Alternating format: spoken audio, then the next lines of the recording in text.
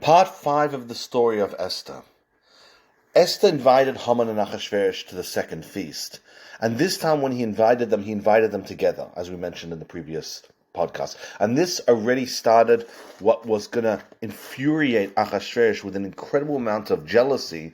Esther slowly worked it in, larger and greater, until Achashverosh was literally fuming, and in order to calm himself during the feast, he drank a tremendous amount. And then Esther revealed the big secret, that she's Jewish, that she's a descendant of King Shaul, the first Jewish king, she's royalty, and then she began to list off Haman's crimes, and of course, most of all, the fact that Haman wants to kill her and kill all the Jewish people along with her. And by the time Esther finished listing off all the crimes that Haman had committed, the king was raging. Now, it's important to note that a lot of times in the Purim story, when we say the king was furious, we're not just talking about Achashverosh himself, we're talking about God. Hashem's rage was transferring through Achashverosh, but Hashem was also angry. Now that Hashem had decided to forgive the Jewish people and to bring redemption, Haman was a thorn. Haman was who he was, a dreadful, terrible person trying to genocide an entire people. God's people, Hashem was fuming. And so Hashem was raging and Achashverosh was raging. And in those days, the way people calmed down is the kings. The way the kings would calm down, they'd go to their royal gardens and they'd have one of their men chop down a tree or chop down wood into small pieces, and that was like a therapeutic type of calming down. And the king would watch and he would simmer down. So Achashverosh stormed out of the throne room and asked one of his men whose job it was to chop wood to do so, and it did nothing. Achashverosh continued to get angry. And so he called his guards, because Achashverosh was worried that if it was going to come down to a one-on-one combat, him and Haman, he wasn't so convinced that he would win. He believed that Haman would be able to best him in a one-to-one combat, and Achashverosh did not want to leave. He didn't want to leave those chances. So he made sure that the guards were with him. And then he began to do some research. All these accusations that Esther had leveled against Haman, he wanted to find out, is this really true? Are these accusations real? Remember, according to many opinions, Achashverosh really was in the dark in regards to the plot. He didn't actually know how far this plot went, and that Haman had really intended a genocide, and until now Achashverosh had always just assumed it was slavery that the Jewish people were to be subjected to, not an actual genocide. Haman, meanwhile, starts to realize that this is the end of the rope, end of the line. He is going to die. And so he went to beg Esther for his life. There's two opinions in this. Well, there are many opinions, but two prominent opinions in this matter. One says that Haman was genuinely begging Esther for his life. And this was the first time he actually experienced some form of remorse. He started to realize, maybe I'd done the wrong thing. I'd gone against the people of God, and now Hashem is taking his revenge against me. And so Haman bowed to the ground, literally, and begged Esther for his life, claiming, you know what the feeling is to have your life in jeopardy. Moments ago, you were in the place that I am now. Can't you find it in your heart to have some form of mercy towards me, to have some, to let me off the hook, and I'll make it right? Another opinion says that he had a lot more sinister plans. He wanted to create a scandal. He knew he was going to die, but his hatred for the Jews was so strong, he said, well, at least let me take one Jew with me. Whatever the case was, the king at some point realized that he had made a critical mistake. He had left Haman with Esther all alone in the throne room. And so the king goes charging back into the throne room, and whether it was that Haman purposely put himself in a jeopardizing, scandalous position with Esther, or whether, according to one opinion, Haman heard the king coming and quickly wanted to lift himself up. Again, it would look very bad for him to beg Esther for his life when it was the king who he really needed to beg from. So he quickly stood up, and an angel pushed him on top of the couch that Esther was reclining on. Whatever the case was, when Achashverosh stormed into the throne room, Haman was in a very jeopardizing position with Esther, and Esther screamed for the king to save her life, that Haman was attacking her. And so the Achashverosh quickly called the guards, and just as he did, they put a hood on his head. But before they did, there was a man, a social climber, a very powerful advisor, a dear and close friend to Haman, incidentally, who saw that Haman had a very bad day and started to realize that Haman's day was only getting worse. And he thought to himself, I'm going to go down with Haman unless I very quickly change teams. He was good at politics, and he understood he better prove himself to be on Mordechai and Esther's team. Otherwise, he was just going to be lumped in together with Haman's clan. And so he told Achashverosh the critical news, just that pushed Achashverosh right over the edge. He said, Haman has built a gallows, and the gallows were visible from the king's palace. Haman has built a gallows, and Haman intends to kill Mordechai because Mordechai saved the life of the king. And that was that little piece of information that took the king's already passionate fury and just pushed it right over the edge that Achashverosh couldn't calm down until Haman was dead. Charvoina was that little piece. And what's so interesting is, though he was an opportunist and a social climber, and he wasn't a good person, he went along with the ride with Haman the whole way through until right before the end. Nonetheless, we actually mention him for goodness, because he said the good thing at the right time, and he brought a lot of salvation to the Jewish people, because Haman's death was a very good thing for the continuation of the Jewish people. So Charvoina might have been a social climber, but he said the right thing at the right time. And they put a hood over Haman's head, and Haman was in such panic that a rash actually broke out over his face. He looked entirely hideous. And Achashverosh confiscated the ring that he had given him at the beginning of the beginning of Haman's rise to power, that let him basically sign whatever he wanted in the name of the king. Achashverosh took it away from him. There is an opinion, for a matter of understanding. There is an opinion that says Charvoina was a minister of the king, but in this particular case, it wasn't Charvoina himself that gave this advice. If you look at the letters carefully, the first time when Charvoina is mentioned as one of the advisors of the king, the end of his name, the last letter of his name is spelt with an aleph. But over here, Charvoina is spelled with a hey at the end. And there's a name of a prophet, Eliyahu Hanavi, who also has 5 letters in his name. And say the rabbis, this was Eliyahu Hanavi. He came from heaven to save the Jewish people, and the Jewish people needed that little push just to get Achashverosh finally over the line, to make him so angry that he had to have Haman killed on the spot. And so Eliyahu Hanavi's Chilotov came to the feast dressed as Charvoina, giving Achashverosh that little piece of news about the gallows that would push him over the edge and make him want him to kill Haman.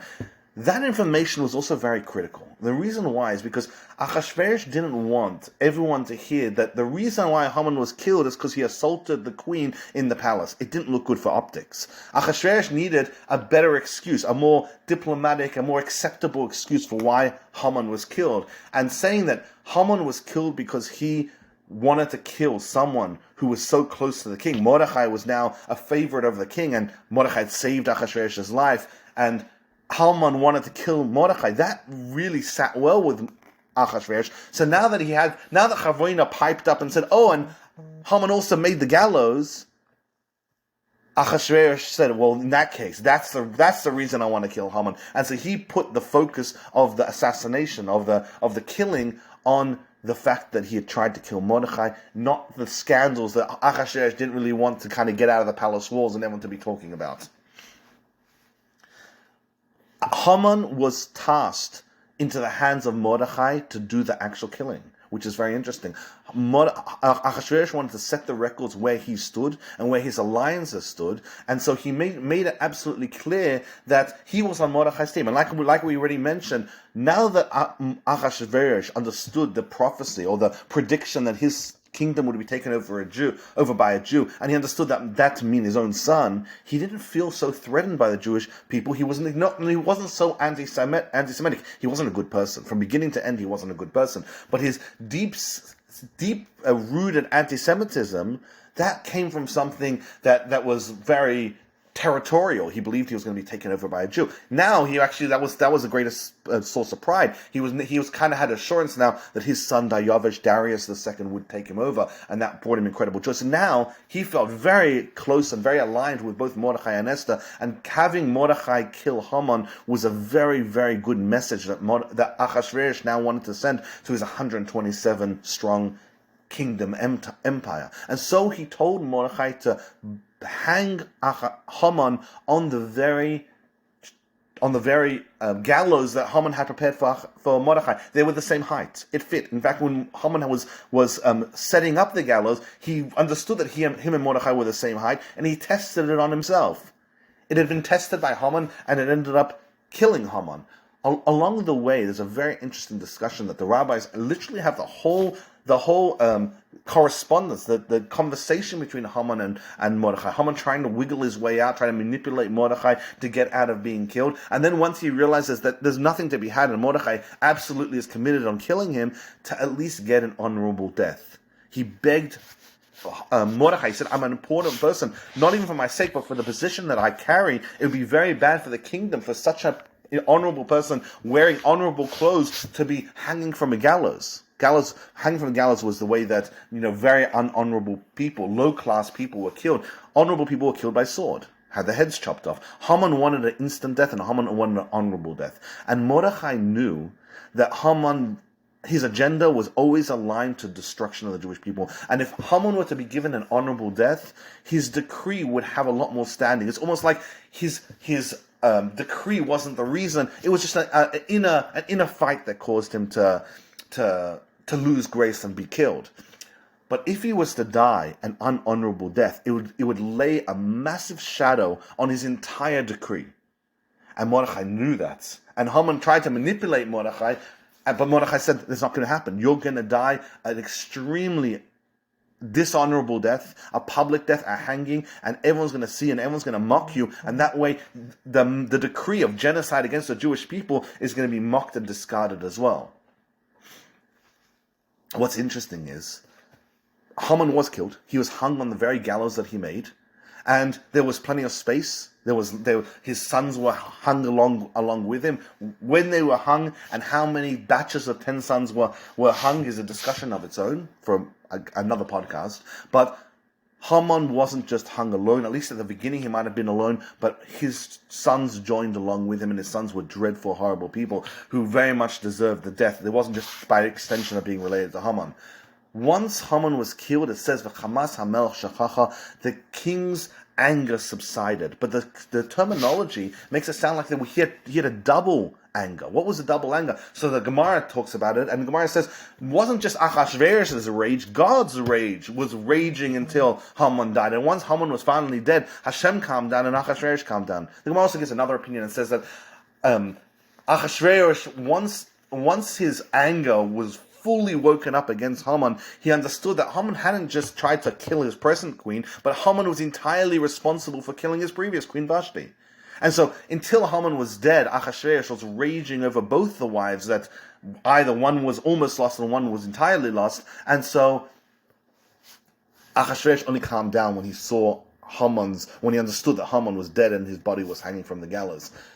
Achashverosh also wanted to make it very clear to Esther that he didn't accuse her of treason. Esther had played a very manipulative game. Esther had played a very risky game where she befriended Haman, and Achashverosh wanted to let Esther know that he understood what she had done, and he didn't accuse her of any disloyalty or any, crimes against the crown. And the best way that Achashverosh could think of doing that was to take the entire bulk of Haman's estate. Remember, Haman was the second wealthiest person in the entire kingdom. Aside from the king himself, he was the wealthiest man, and he left behind a tremendous fortune, all of which now, because he was killed in a capital case, all of which now belonged to the king. So the king decided the best way to show that he harbored no ill feelings towards Esther was to give the sum total of Haman's wealth to Esther as a private gift. It was a massive statement. Everyone knew now that Esther was Jewish, and Achashverosh now made Esther independently the second most wealthy person in the kingdom. Esther didn't want to have anything from Haman's estate. And so Esther couldn't re-gift a gift that the king had given her. So what she did instead was made Mordechai the official executor of the estate. Mordechai could do whatever he wanted. It didn't belong to Mordechai. Esther couldn't actually give it to him. But Esther gave him full control and told him, Haman's estate is now fully at your disposal. You choose what to do with it. There's two different opinions that I saw about what Mordechai actually did with the money, because Mordechai did use the money, which is an interesting conversation of its own, but Mordechai did use the money. One opinion is he earmarked the money for the rebuilding of the temple, of the Beis Hamikdash, which wasn't going to happen yet. It's going to happen in a few years. And another opinion is Mordechai saw that Haman's decree caused a tremendous amount of damage across the world.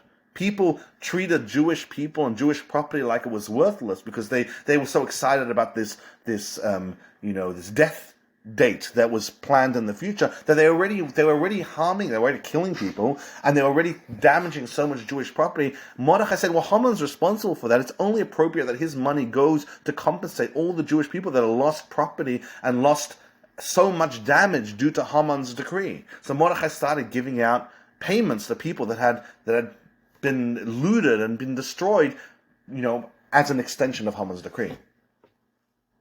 Now, what's interesting is Esther didn't go back to the king straight away.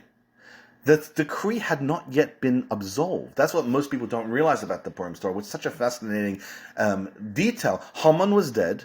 Esther had revealed herself to be Jewish. Mordechai was now revealed to be the cousin of the queen. Mordechai was now the prime minister of the entire kingdom.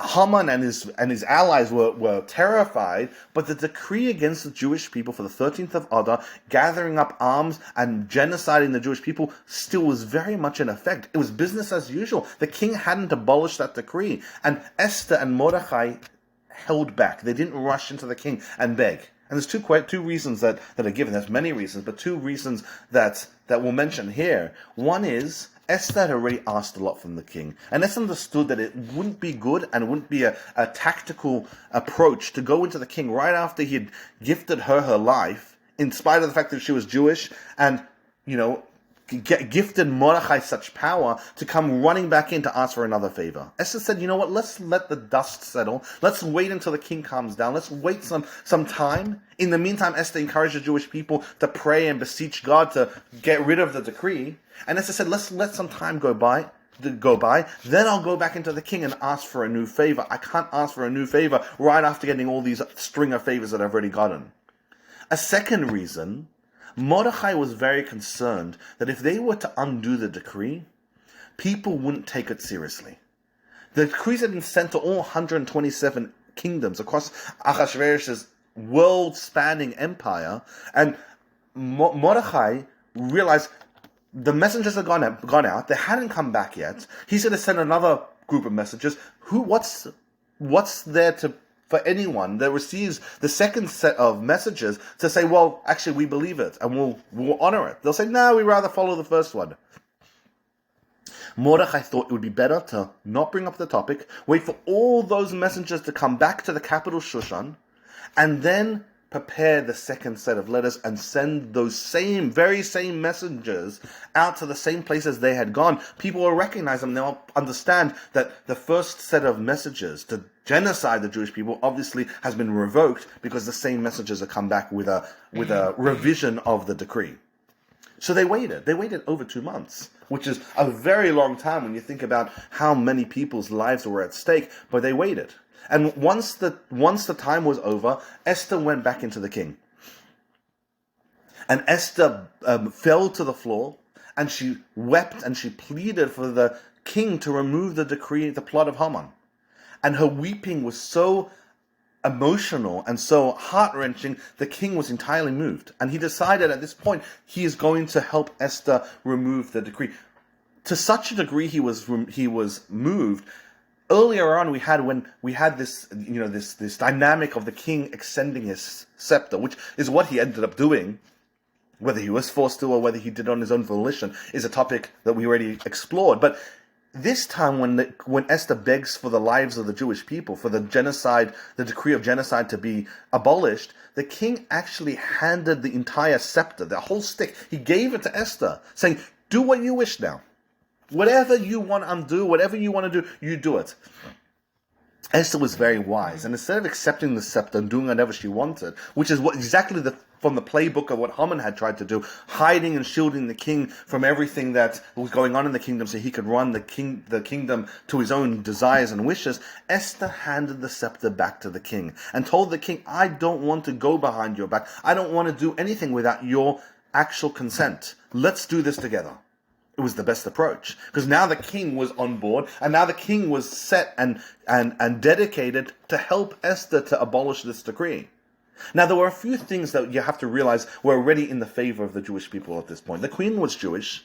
Haman had a dishonorable death, and all of Haman's belongings had gone to Esther. But in spite of that power and that the rumors that were spreading across the kingdom, people understanding that these things had occurred, it wasn't enough. There were so many people that wanted to see Jews die, and Haman had bred such a deep culture of anti-Semitism that Esther understood something very dramatic had to happen, so the people realized Jewish blood isn't cheap, and they're not to go around murdering Jews in the street, because that's what was happening at that time. So the king and Esther started to strategize, and the king made one thing clear. He told Esther like this: if you abolish my signed document, you'll lose respect. It won't work. You can't do that. You have to retain the documents. Now, let's understand a little bit how it went. And even though this isn't originally it wasn't directly connected to the story of Esther, now that we're talking about Esther's part in abolishing the original decree, it's important to understand how the decree was set up. The king had signed a decree together with Haman and signed by the king. And this was letter number 1. And that said that the whole world should be ready on the 13th of Adar to attack an enemy. The enemy wasn't specified who it was. It just said on the 13th of Adar, which was 11 months from when Haman and Achashverosh prepared and signed it and sent it out, the entire world was all to get ready to attack an unknown enemy. Now, many opinions say Achashverosh had no idea that Haman planned to do a genocide. He had just assumed that attacking the unknown enemy would be subjugating the Jewish people and making them all slaves.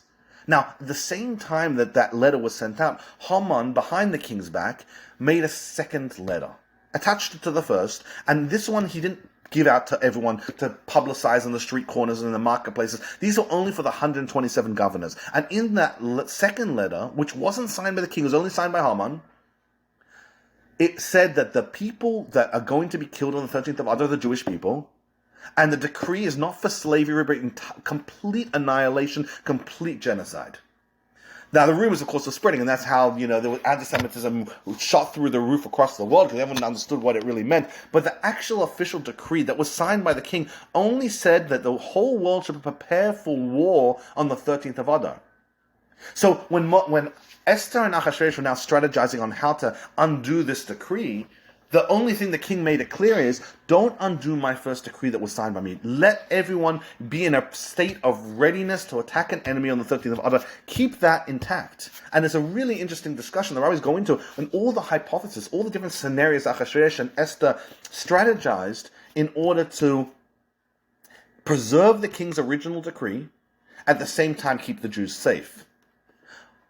The one thing that Esther and Achashverosh understood is that if they wanted this to be successful, they needed to rope in Mordechai, because Mordechai was a genius. Mordechai was a tactician of the next level. He was now the prime minister, and he ran the country. He was being held in protective custody in the castle at this point, because his life was in danger until the decree was entirely overturned, and the ramifications of that decree was also entirely overturned a year later by Purim. Mordechai was held in protective custody, aside for, of course, the big parade, which we'll talk about shortly. Mordechai was brought in, and Mordechai planned out a letter. He told the king like this: let's keep your original letter. Tell everyone that everyone needs to be in a state of preparedness for the 13th of Adar. But Haman was a traitor, and Haman sent a second letter, and that second letter had no authorization. He was killed. The second letter that the Jewish people are the target, that's not the real target. The real target is the 13th of Adar is a day when all the Jews are going to prepare for war. The governors are going to be there to back them up, or like the governments. And the day of 13th of Adar, the king's initial plan was that the Jewish people would protect themselves from anti-Semitism. Now that was very, very compelling. And now the Jewish people did have to fight. They did have to protect themselves, which meant that there was a potential for people to die at war. But on the other hand, now the king could preserve his initial statement without having the Jewish people be the target from that decree. Now it was very easy to make it clear. The first letter was the king's letter. The second letter was a coup by an evil man by the name of Haman. But what's also interesting is the way that Hashem set up events, the way that all the chips fell. Even though it didn't look like much of a miracle, all the anti-Semites had known that the original letter was for the destruction of the Jews, they had all propped themselves up. They'd made themselves fully known because they were so excited to kill the Jews. So now that the tables turned, the Jews knew exactly who planned to kill them. It's almost like these anti-Semites were always waiting for an excuse, and now they literally put targets on their foreheads, and the Jewish people knew exactly who was trying to kill them, because these people had been showing off for the past 3 months, saying, "We're ready to kill all the Jews." The new letter accomplished a bunch of things. The first thing is enabled the Jews to ready their own defense, and they had the authorities ready and supportive of their efforts to defend themselves. It also had instructions. Mordechai instructed the Jews had to stay together, and they had to be in a state of unity. So Mordechai said, "You have differences, settle your differences, because this defense is going to be predicated on a deep sense of Jewish unity." Also, because there had been an initial decree followed by a secondary decree, it was a lot of confusion. Even the anti-Semites who really wanted to kill Jews, they weren't quite sure where things stood. A pure decree against the anti-Semites would have let them understand where things stood, but the confusion made it actually so much worse, because they didn't really know, is Achashverosh's second decree really, does he really mean it, or does he not really mean it? Is it going to be held? Are the authorities actually going to stand by the Jews or stand by the anti-Semites? They didn't really know where things stood, which made it very easy for the Jewish people to weed out the people that were deeply anti-Semitic, and anyone else that wasn't said they preferred to just take a step back and not involve themselves because everything was too confusing. Also, the local governments were now officially supporting the Jewish people. Now, the king originally had instructed Mordechai to prepare the letter, and to write it in the name of the king and not in the name of Mordechai. And, of course, not to contradict the earlier letter. Once the king read Mordechai's letter, the king actually changed the strategy on the fly. He told Mordechai, "I don't like your letter." He said, "Your letter is too soft, it needs to be more forceful." And so it's something which is unbelievably unprecedented, and also very confusing when you read in the Megillah, because you're like, well, who wrote the letter? The king didn't use Mordechai's version of the letter. The king rewrote it himself with so much more force, making abundantly clear exactly where the king's loyalties stood. And then Mordechai then had that letter translated. All the different representatives of all the 127 kingdoms, all the envoys and the diplomats that lived in the capital city, all of them were responsible to have that properly translated. And then the messengers were given the same very messages that had brought the first letters across the world. They were called back. They were given royal steeds, and they were instructed to go with utmost speed across the world to all the different locations they had originally gone with, and give the second letter to make sure that those governments understood that the Haman's plot was not going to be carried out, and the day of preparation of war, the 13th of Adar, was earmarked for Jewish defense and not for Jewish aggression. Mordechai also threatened these messengers because he understood that one person would decide to lose the letter, then an entire kingdom worth of Jews would die. Mordechai threatened these messengers and said, any person that doesn't do this mission successfully will be killed. And people already started to understand that when Mordechai threatened, it was something that he was planning to carry through. They understood he had killed Haman with ease, and Haman was the most powerful man in the world. And they realized if Mordechai was able to destroy Haman so easily, it wouldn't take much effort for him to destroy them. People were terrified of Mordechai. In the letter that Mordechai addressed to the Jews, he did add one other thing. He told them that although the king has given permission for them to confiscate the loot of their enemies, that any belongings, anyone that dared to fight against the Jewish people now had free reign to confiscate all their gold and silver, their belongings, their houses, everything, and in addition to killing the whole family. Mordechai made it clear, do not take any of the loot for yourself. All of it's to go to the king. And the reason why, he, number one, didn't want the public to start to claim that Jewish people were just instigating this war in order to enrich themselves. Mordechai wanted to make sure that everyone understood the only reason the Jews are going to war is because their very lives are at stake. That was point number one. And number two is a little more nuanced. This war wasn't a regular war against the enemy. This was an age-old war against Amalek, Haman's ancestor.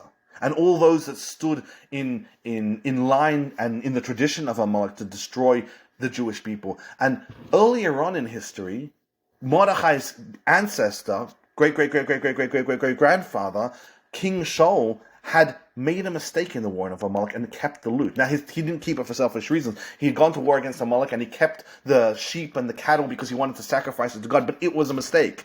The prophet Samuel, the prophet Shmuel made it very clear it was a big mistake, and it ended up creating an incredible bad situation for King Shaul. But now, to atone for his great-great-grandfather, Mordechai instructed the Jews, don't make the same mistake that my ancestor made. Make sure you don't keep anything. What's so amazing is the Jewish people actually listened. They were in such a heightened sense of spirituality. They really saw it through. Not a single person took anything more.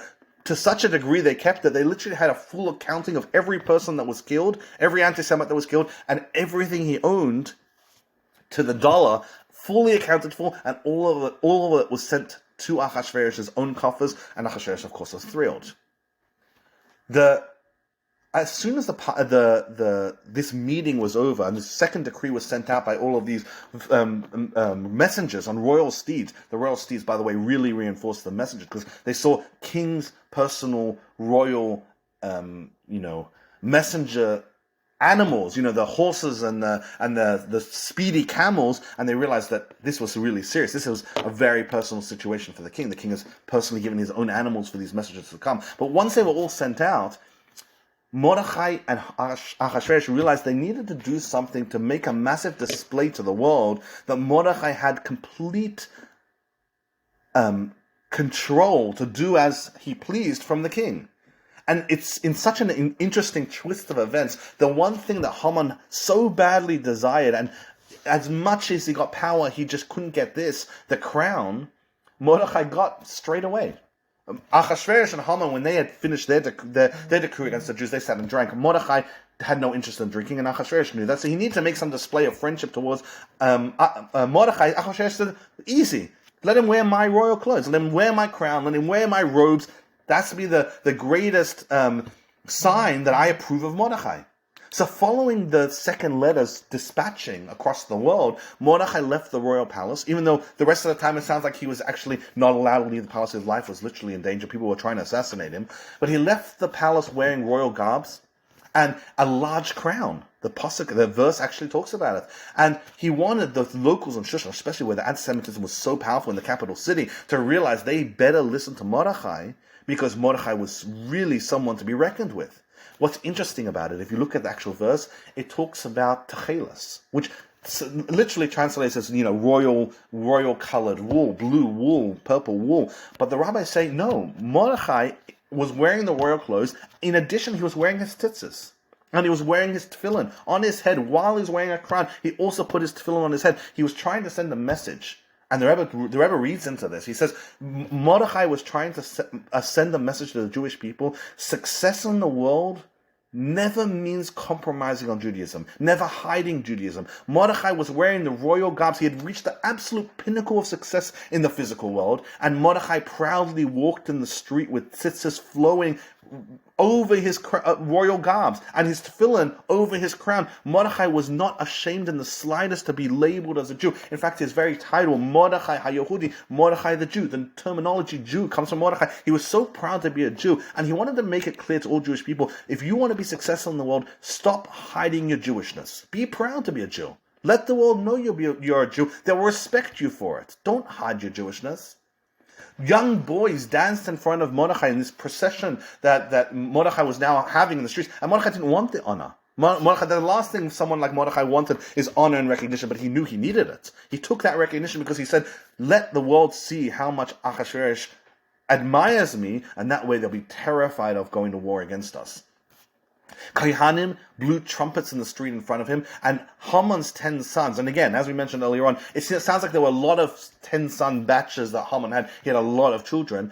10 of Haman's sons were paraded in chains in front of Mordechai. Again, something Mordechai, I can imagine, wouldn't have been comfortable with, but he needed to send that message that the Jewish people were not to be genocided. Queen Esther wanted to join, but of course she was the queen, so she couldn't. So she stood from the palace window and watched this incredible procession, Mordechai wearing the royal clothes, literally wearing a crown of the king on his head, and with thousands of people all dancing in the street, and there was purple curtains with white ropes, literally a very interesting symbolism based on the original party of Achashverosh. And when Mordechai passed her in the castle, he quoted the pasuk. He said, "Baruch Hashem shaloi nisananu teref sheneim," which basically is a pasuk in Tehillim in Psalms, which says, "Blessed be Hashem who didn't give us up to be prey for their teeth." So many people wanted to hurt the Jewish people, and Mordechai was praising Hashem. He saw Esther, and he's telling Esther, "Look at this incredible miracle Hashem did, and didn't let us be, eaten up by the teeth of the people that were trying to hurt us." And Esther responded. It's really interesting how we have this conversation between the two. Esther responded to the very famous Shir HaMalot. She said, "Ezri mi Hashem oiz shemayim v'aretz." She said, "My help was from Hashem, from heaven, from Hashem, maker of heaven and earth." They both were acknowledging that all of this incredible power that they now had, they were the most powerful people alive. They had full acknowledgement and recognition that all of it came from Hashem. This was not their own smartness. It wasn't their own luck or fortune. This was purely a gift from God, and this was entirely a miracle of God. Now, the thing was, there were a lot of people who had stuck their head out and labeled themselves as anti-Semites, assuming that Achashverosh and Haman were going to be the ultimate, rule of law, and that they had nothing to fear. So these people who usually were very quiet about the anti-Semitism, not wanting to have any reprisal, any backlash, had made themselves very known. And now they had to somehow undo this damage. So what happened is there was a massive movement of conversion. Some of the people were just so inspired by the Jewish people. They saw this renaissance of greatness for the Jewish people, and they were so inspired. But some people so badly wanted to convert because they couldn't find any other way to undo all the damage about them announcing themselves to be anti-Semites. So they quickly rushed and said, "Oh, I want to become Jewish," hoping that would somehow clear their names and make them look good. Most of the people that had intended to go against the Jewish people ducked their heads down, and when they saw just how powerful Mordechai was and how well equipped and unified the Jewish people were across the world, they understood that it would be better for them to sit this out. So most people, they held back. When it finally reached the 13th of Adar, they actually didn't join in the war, and they took a large step back.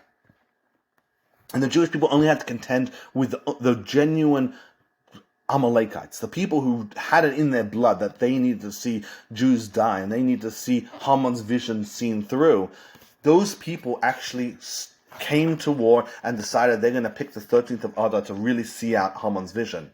On the 13th of Adar, the Jews equipped themselves. 75,000 enemies were killed across the world. 75,000 people decided they want to see Haman's vision through, and they went to war against the Jews in all 127 kingdoms. It's actually not that much when you think about it, but 75,000 people were killed. The Jewish people were very, very effective in killing the people that went against them. In Shushan itself, the Jewish people were very scared because the city was divided in the upper city and the lower city. The upper city was closer to the castle, had more soldiers and more guards, and the lower city didn't. And the Shushan's capital city had a lot of anti-Semitism and a lot of very strong Haman loyalists, including 10 of his sons, that lived there and controlled a massive part of the city. So the Jewish people all fled to the upper city, and anyone that attacked them there, the Jewish people defended themselves, and they killed 500 people in the actual upper city of Shushan. The numbers then came into Achashverosh. The Jewish people had kept a very clear accounting of everyone that died. They knew exactly how many people had died, how much money each person had, and how much had been confiscated. That money was sent to Achashverosh, and a detailed recording of all that money was also sent. No one took anything for themselves. They all listened to Mordechai. The Jewish people were in a very elevated spirit, and they were so dedicated to Mordechai. Esther, on the other hand, realized there was a problem. The capital city still had so many anti-Semites there. Only the upper section of Shushan had been taken care of. The lower section of Shushan, on the other hand, the Jews had fled the lower section, and so there was so many Jew haters who had, mingled there and were still waiting for the opportunity to kill the Jews. Mordechai additionally had to stop the Jews in Shushan midday from killing. He didn't want people to get this idea that Jewish people were bloodthirsty and uncontrollable blood rage that couldn't be stopped. So Mordechai had them start a fight and then told them midday, "Stop, we're done." And the Jewish people stopped, which was shocking because they were mid-battle, mid-war, and they just stopped, literally obeying Mordechai's decree to to a T. The problem, of course, was there was just a lot of people that needed to be killed. And so Esther now rushed back into the king and told the king, listen, it's been very successful. Here's the list of all the people that died. Here's the list of how much money you made. It was a fortune, but we need another day. We need to be able to kill the rest of the Haman sympathizers that live in the lower section of Shushan. At the same time, there were Jew haters who were trying to build up anti-Jewish sentiment, and they came to Achashverosh and they told Achashverosh, the Jews, they're just killing indiscriminately. They're killing everyone. The Shushan is dripping in Persian blood, and they're not just killing Haman sympathizers, they're killing anyone they could see. Now the thing was, they pegged Achashverosh really poorly. They assumed that Achashverosh was firstly interested in them and hated the Jews and wanted to see the genocide still through. But also, Haman hadn't seen war for years, and he was a bloodthirsty man. And they didn't calculate that. So when they came to him and they told him the Jewish people are killing people indiscriminately, Achashverosh wasn't bothered in the slightest. Achashverosh was thrilled. He was like reliving the glory days when he had actually gone to war. Now he conquered the world. He didn't really need to do much for war anymore. So him having all this battle and war, it got him so excited. It reminded him of all his old days of battle. And the people that were trying to stir him up against the Jews were not only not successful, they made the Jewish people so much more endearing to Achashverosh because he was thrilled to hear about all the details of this war. Esther, additionally, in addition to asking for an extra day to kill the enemies, she also asked that Haman be buried, that Haman's sons be hung on the same gallows that Haman was hung. Achashverosh had been so furious with Haman that he refused to take the body down. He just kept the body on the gallows. And Achashverosh had a canopy built over Haman's body that stopped the birds of prey from attacking him so that he could literally be hung there. And he was hung there for months. And people even came to Esther and asked, Esther, doesn't your own Torah tell you not to hang criminals, the night they need to be taken down and buried? And Esther was extremely knowledgeable. She was a prophetess. She was so knowledgeable in Torah. She actually brought precedent from earlier on in history, a story of its own, the story of the Givonim with the King Shaul, where their bodies were also left for a very long time. And she said, if their bodies were left over for a very long time, Haman definitely deserves to be buried for a very long time. So Esther requested that the 10 sons be buried along with Haman, hung along with Haman, and Achashverosh gave the green light to both of these requests. There is opinion, though, that Achashverosh wasn't. Achashverosh was actually starting to get impacted, and he was getting disappointed with the Jews. Why they're killing so many people? And an angel actually came and slapped Achashverosh, and you see, like mid-sentence in the verse, Achashverosh changes his tune and says, "Yeah, go ahead, kill them for another day." So on the 14th of Adar, 300 in the lower city of Shushan, Jewish people went to the lower city of Shushan. All the dedicated Haman and Agagites and Amalekites all came out to fight against the Jewish people. 300 people showed up, and the Jewish people promptly killed them. The miracle of Purim was done, and the Jewish people celebrated. In Shushan, they celebrated a day late. But the rest of the world, they celebrated. 13th was a war, 14th was a celebration, and it was an incredible celebration. There were so many amazing traditions that they did, so many beautiful things that we have till today. That we, giving out presents and poor and the feast.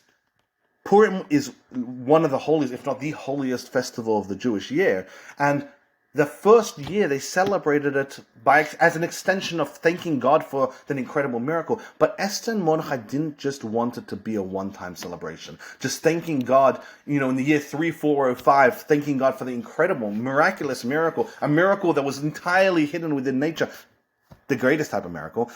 Esther and Mordechai did not want it to be a one-year event. They wanted to make sure that it would continue to be celebrated. And so Esther and Mordechai sent out a letter the following year, in the year 3406, instructing the Jewish people, this isn't a one-time holiday. Make sure you keep celebrating every year on the 14th of Adar, and for walled cities. On the 15th of Adar, make sure that you keep celebrating it. This is an event that's supposed to be celebrated.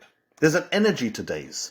And special days have special energy on it. And sometimes a miracle happens and you just celebrate it on the day the miracle happened. Esther and Mordechai understood that the 14th of Adar had energy in it that wasn't a one-time celebration. It was a continual yearly event. Every year on the 14th of Adar, that same energy that came to help and save the Jewish people on that day was recurring. It came the next year, and Mordechai and Esther instructed the Jewish people, celebrate it, because that energy wants us to celebrate it. It's godly energy that we could tap into if we're cognizant and if we do the commandments that are connected with it. So the commandments of the day, Esther and Mordechai instructed that they do. But Esther wanted there to be more. And the Rebbe actually comments on the difference between Esther and Mordechai's relationship, body and soul, and what they represented. But the Rebbe reads deeply into why Esther was involved with the writing of the Megillah. But she instructed that the story be written. And then she took that book of the Megillah, the book that we have, and she brought it to the sages and told the sages, I want the Megillah to be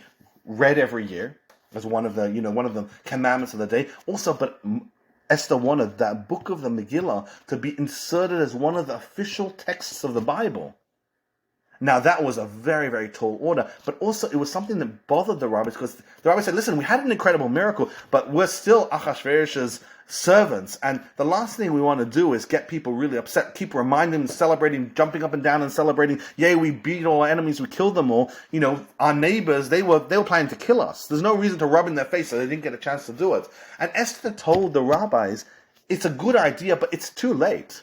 Everyone knows. It's already written into the chronicles of Media and Persia. They know good and well exactly what happened. At this point, you may as well just call it what it is. They know about the miracle. They know that we won. They know that it's successful. They know that they missed their opportunity to murder us all. Now, let's just celebrate it, and let's take the book of Esther and read that book and relive that miracle. It's very interesting. When it talks about Vatichtov Esther, when it talks about Esther writing down the story, it has it with a large tuf. Esther was a prophetess, and Esther was inspired by Ruach HaKodesh, but not regular Ruach HaKodesh, not regular divine inspiration. The inspiration that she had was large. It was a tuf. It was a big tuf. It was overflowing with so much godly inspiration. The book of Esther is, as we can already see here, when we're barely scratching the surface, is filled with so many miracles. Esther even hinted inside, I'm only doing, the primary thrust of the story, but there's so much more to the story than what I'm writing in the Megillah. The Eishes Chayil, in reference to Esther, is on the letter Taf. Give her the praises she deserves for the accomplishments that they laud at her gates.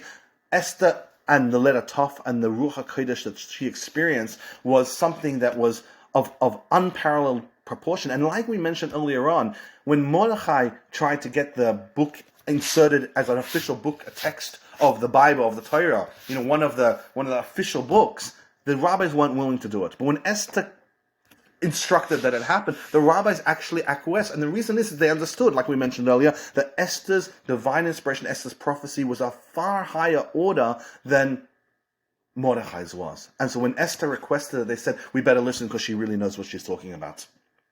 Now, the Purim story finished, but the story of Esther didn't finish just yet.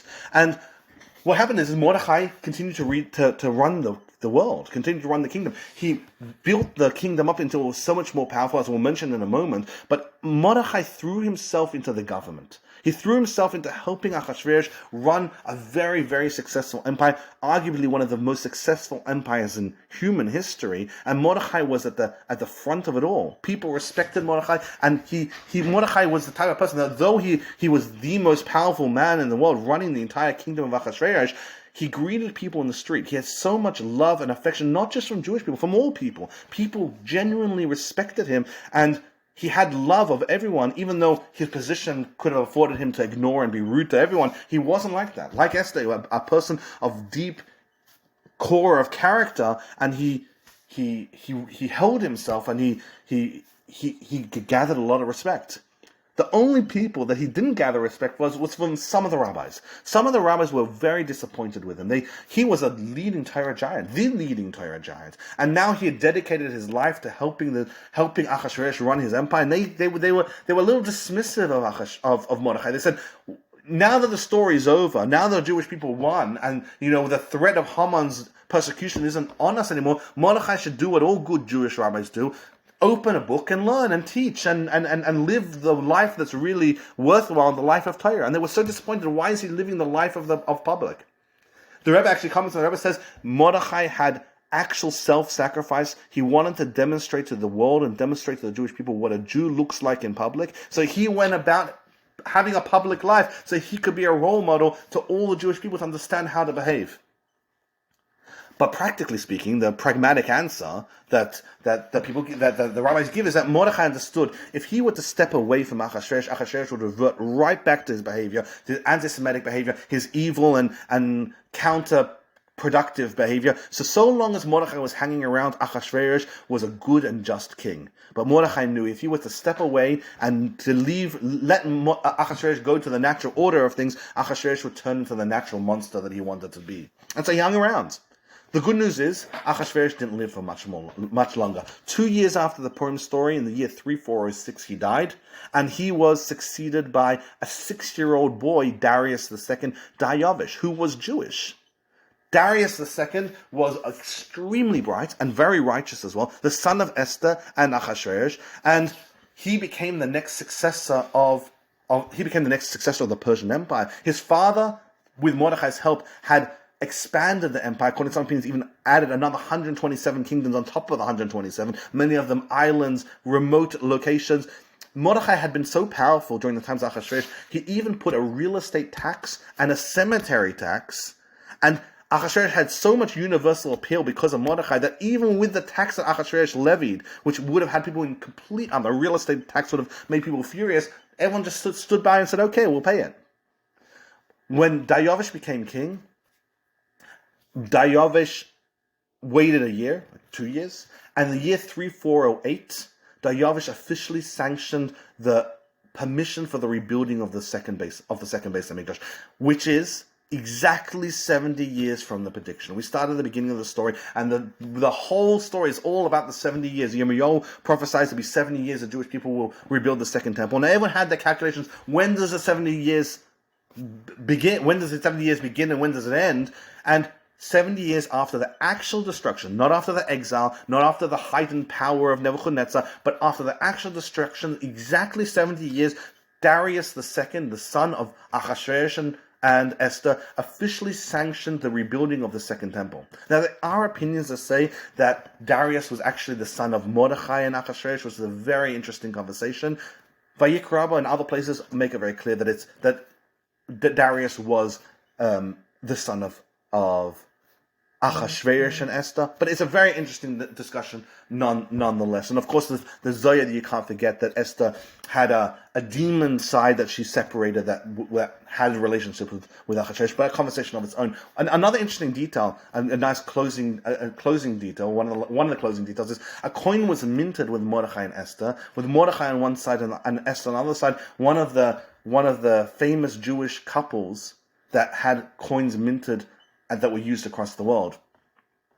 When Darius II made the decree allowing the Jewish people to rebuild the temple, there were a lot of people in Shushan across the world and all the advisors who were furious with this young king for letting the Jewish people rebuild the temple. They said, your father, a supposed friend of the Jewish people, had halted the construction of the temple, and a king's decree has to be respected. Again, they went back to the same precedent of Persian media that if a king makes a decree, you can never undo it.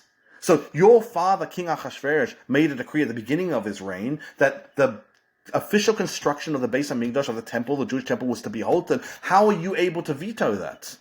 So Darius said, okay, let's bring that decree. They had the decree brought in front of Darius II, and he said, is the word forever written in that decree? It wasn't. It had been a decree for that time. It was at the beginning. And Darius II argued, had my father still been alive, he would have, of course, approved the construction. It was for then, during the beginning of his empire, that he had forbade the continued construction of the temple. But now, argued Darius, circumstances had changed, and the temple was to be rebuilt. There is a discussion, for a matter of consistency and clarity, about Darius II, how he turned out in the end. Because at this point we don't hear much about Esther, nothing that I could find. But Darius himself, he was a king that he reigned, and we do know a little bit about his life later on. There is a discussion in the Gemara that says he did become sour, and they bring proofs of it certain activities that he did in his throne room don't sound like very healthy or Torah-approved behavior. So there are rabbis in the Gemara that point to that and say, well, he did sour, but there are opinions that say that he didn't sour, and that he was actually a fantastic king, a noble king from beginning to the end. He did green light the construction of the temple. He did also contribute to the construction. Whether he contributed with strings attached is, again, a discussion of its own. Part of that discussion of whether Darius II ended up souring, whether power got to him, and he didn't remain that noble person that he started off at the very beginning. Mordechai, however, ended up making his way back to Israel, and that's a very interesting conversation. Mordechai was no young man. He had been alive during the times of the first temple. 70 years later, he's still alive, and he makes his way back to the second temple. In the book of Nehemiah, it actually records him as one of the people that was there from the beginning. And the Mordechai, according to one opinion, there's a Gemara that brings down an argument between Rashi and Tosfos that say even at the times of the Hashmonaim, hundreds of years into the second temple, Mordechai was still alive, according to Rashi, which is absolutely fantastic. It means he lived a tremendously long life, hundreds of years. Tosfos doesn't agree, and Tosfos says it doesn't make sense that Mordechai would have lived that long, hundreds of years into the second temple. But there are opinions that say that Mordechai did live that long. What's really beautiful is the burial of Mordechai and Esther. There's three traditions of where they're buried. The very famous tradition is in the city of Hamadan in Iran. There's a burial spot, a synagogue. It's actually respected by the Persian government, the Iranian government, and it's considered a sacred place for the actual government. The government actually officially sanctioned the protection of it, and that's the burial place, according to Persian tradition, of Mordechai and Esther. There is also two locations in Israel that also attributed to be the burial place of Mordechai and Esther, but wherever they are, according to all the traditions that I've seen, it always seems like they're buried together, which is really, I guess, a hopeful touch at the end of a very beautiful story that I guess might have been a little bittersweet for Mordechai and Esther.